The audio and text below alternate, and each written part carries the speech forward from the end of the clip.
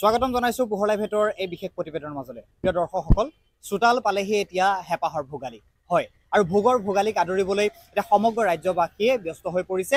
আৰু আজি যিহেতু উৰুকা আৰু কাইলৈ বিহু, আৰু উৰুকাত আজি সকলোৱে প্ৰীতিৰে লগে ভাগে এসাঁজ খাব, আৰু কাইলৈ পুৱাই আচলতে অগ্নি সাক্ষী কৰি সকলো সেৱা ধৰি আমাৰ যি পৰম্পৰাগত বিহুৰ পিঠা পনা জা জলপান তেওঁলোকে আচলতে গ্ৰহণ কৰিব। আৰু বিশেষভাৱে এই সময়ছোৱা দেখিবলৈ পোৱা যায় যে নগৰসমূহৰ যিসমূহ পদপথ আছে, পদপথসমূহত বিভিন্ন থলুৱা লোকসকলে এইদৰে চিৰা, মুড়ি, আখৈ বা তিল পিঠা, মালপোৱা আদি তেওঁলোকে এক বিপণী দিয়ে, আৰু আচলতে এক তেওঁলোকৰ উপাৰ্জনৰ আহিলাও হৈ পৰে। গতিকে মোৰ লগত আমি এখন বৰ্তমান বিপণীত উপস্থিত আছোঁ। যোৰহাটৰ যি মনীষা বেকাৰীৰ তলৰ আমি এখন বিপণীত উপস্থিত আছোঁ। মোৰ লগত ইয়াৰ বিক্ৰেতাসকল আছে, আমি তেওঁলোকৰ সৈতে কিছু কথা পাতিবলৈ চেষ্টা কৰিম। কিন্তু তাৰ পূৰ্বতে আমি মোক সতীৰ্থক ইয়াৰ আপোনালোকৰ সামগ্ৰিক পৰিৱেশটো দেখুৱাই ল'বলৈ অনুৰোধ জনাইছোঁ। আপোনালোকক আমি পৰিৱেশ দেখুৱাই থাকিবলৈ অনুৰোধ জনাইছোঁ। লগতে আমি কিছু কথা পাতিবলৈ চেষ্টা কৰিম। দাদা, বিহুৰ পোনপ্ৰথমতে শুভেচ্ছা জনাইছোঁ। খুব সুন্দৰৰূপে আপুনিও এখন বিপণী ইয়াতে দিছে। গতিকে ৰাইজৰ সমাদৰ কেনেকুৱা? ৰাইজৰ সমাদৰ ভাল, আৰু আচলতে জয় জয়তে সকলোলৈকে পোহৰ লাইফৰ যোগেদি ভোগালীৰ সকলোৱে ভোগ হওক, সকলোৱে ভাল হওক তাৰে কামনা কৰিছোঁ। পোহৰ লাইফকো এই শুভেচ্ছা আগবঢ়াইছোঁ। এতিয়া কথা হ'ল কি, আমি মনীষা পৰিয়ালৰ তৰফৰ পৰা আচলতে যদিও আমি পদপথত এই পিঠা পনা এনেকৈ উলিয়াইছোঁ, সম্পূৰ্ণ ভাল মানদণ্ডৰে আমি এইখিনিক গুৰুত্ব দিছোঁ। আৰু সেয়েহেতু অন্য পদপথৰ আপোনাৰ চিৰা পিঠাৰ দোকানতকৈ আমাৰ ৰাইজৰ সমাদৰটো বেছি। কাৰণ আমাৰ ভিতৰত যিটো বাহিৰতো একে, আমি বাহিৰৰ কাৰণে বেলেগ বুলি আমি ৰখা নাই। আচলতে আপুনি দেখা পাব ভজা চাউলৰ পৰা একেবাৰে সকলো ধৰণৰ কুৰুমলৈকে ধৰি মুড়িৰ পৰা ধৰি সম্পূৰ্ণ ভাল ধৰণে আমি পেকেটিং কৰিছোঁ, যাতে এই ডেমেজ নহয়। পিঠা পনাখিনিৰ ক্ষেত্ৰতো আপুনি গম পাব। আৰু ৰাইজৰ আচলতে সঁহাৰিটো আমি এইটো কাৰণেই ভাল পাওঁ, আমি ৰাইজক ভাল বস্তু এটা, উৎকৃষ্ট মানদণ্ডৰ বস্তু এটা খুৱাবলৈ চেষ্টা কৰোঁ আচলতে। আৰু আমাৰ পৰিয়ালে এনেকৈ ধৰণে চিন্তা কৰিছোঁ, আমাৰ ওপৰতো একেধৰণৰ চিৰা পিঠা আছে, আৰু একে পেকেটটো আপুনি বাহিৰতো পাব। মানে বহুত মানুহ তাত ভিৰ হৈ যায়, গতিকে তেতিয়া তাত দিগদাৰ হয় কাৰণে ইয়াতে আমাৰ সুবিধাৰ কাৰণে ইয়াত মুকলিকৈ উলিয়াই দিয়া হৈছে। বাহিৰত উলিয়াইছোঁ বুলি ইয়াৰ মানদণ্ড কিবা বেয়া এইটো নহয়। বাকী আপোনালোক অহাৰ কাৰণে সকলোকে শুভেচ্ছা জনাইছোঁ বিহুৰ।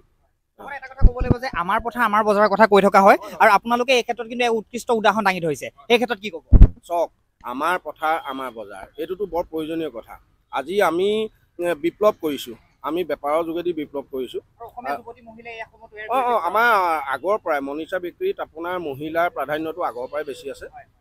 আমাৰ যদিও আমাৰ মালিকী স্বত্বাধীন কোম্পানী এটা, তথাপিতো আমি একোজন এমপ্লয়ী যদিও আমি আচলতে কৰ্মচাৰীগতে নকওঁ, আমি পৰিয়ালৰ এজন সদস্য হিচাপে কাম কৰি আহিছোঁ।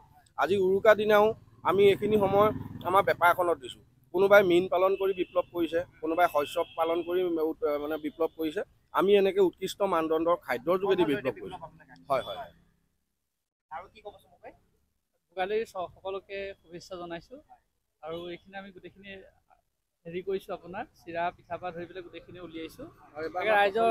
আৰু আমাৰ ক্ৰীম বনাইছোঁ, আমি ক্ৰীমটো আমি নিজে এইটো আমি নিজে বনাইছোঁ। ইয়াত কোনো মানে ভেজাল নাই, নিজে গাখীৰ আনি পেলাই, মানে চাপৰিৰ পৰা গাখীৰ আনি পেলাই নিজে ক্ৰীম তৈয়াৰ কৰিছোঁ। ৰাইজক ভাল কিবা এটা দিবৰ কাৰণে চেষ্টা কৰিছোঁ। প্ৰিয় দৰ্শকসকল, এয়া আমি মনীষা বেকাৰীৰ তেওঁলোকৰ পৰাও আচলতে যি চিৰা পিঠা পনাৰ তেওঁলোকে এক বিপণী দিছে, আমি তাৰ পৰিৱেশ আপোনালোকক দেখুৱাবলৈ চেষ্টা কৰিলোঁ। ইমান পৰে এই প্ৰতিবেদন চাই থকাৰ বাবে ধন্যবাদ জনাইছোঁ। ধন্যবাদ। চাই থাকিব পোহৰ লাইভ। যোৰহাট নগৰৰ মাজমজিয়াত মুকলি হ'ল অত্যাধুনিক সা সুবিধাযুক্ত বিলাসী অতিথিশালা শ্ৰাংগিল্লা হোমষ্টে। দৈনন্দিন জীৱনৰ ব্যস্ততাৰ মাজত অকণমান সময় বা এটা ৰাতি এটি শান্তিৰ সেউজীয়া ঘৰুৱা পৰিৱেশত নিজৰ প্ৰিয়জন অথবা পৰিয়ালৰ লগত কটাব বিচাৰিছে নেকি আপুনি? তেনেহলে আহক শ্ৰাংগিল্লা হোমষ্টেলৈ। শ্ৰাংগিল্লা হোমষ্টে পৰিয়ালৰ পৰা আপোনালৈ আন্তৰিক স্বাগতম।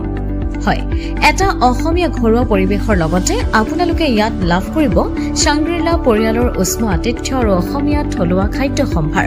তদুপৰি আমাৰ ইয়াতে আছে আহল বহল আৰামদায়ক অধিক সুবিধাযুক্ত শীততাপ নিয়ন্ত্ৰিত কোঠা, 24 ঘণ্টাই বিজুলী সৰবৰাহৰ লগতে জেনেৰেটৰৰ সুবিধা আৰু শক্তিশালী চিচি কেমেৰাৰ ব্যৱস্থা।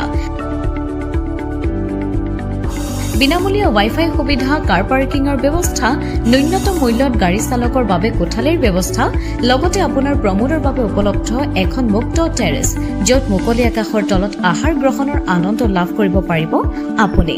আপোনাৰ বাবে এটি সুখবৰ, আমি প্ৰথম 20 জন গ্ৰাহকলৈ আগবঢ়াইছো 30% ৰেহাই মূল্যত অত্যাধুনিক কোঠালি 3 জনৰ বাবে উপলব্ধ কোঠা 3000 কিন্তু বৰ্তমানৰ মূল্য 2100 টকা প্ৰতি নিশা